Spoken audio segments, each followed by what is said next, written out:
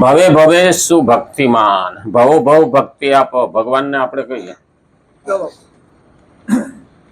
અને એટલે આવતા ભવ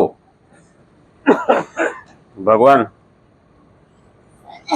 આપણને માણા બનાવે તો ભવો ભવ ભક્તિ કરીએ. હા, નહીતર તો પશુ થાય, પંખી થાય, વૃક્ષ થાય.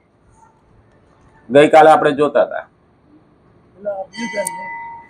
રૂડીને રંગીલી વાલથારી વાંસળી, પણ આજના જમાનામાં વાંસળી થવી મજા નથી, લોકો વીંધી નાખે.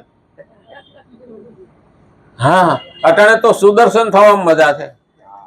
ગઈકાલે દિલ્હીમાં ધમાકો થયો, 11 માણસો મરી ગયા, 5 સિરિયસ છે.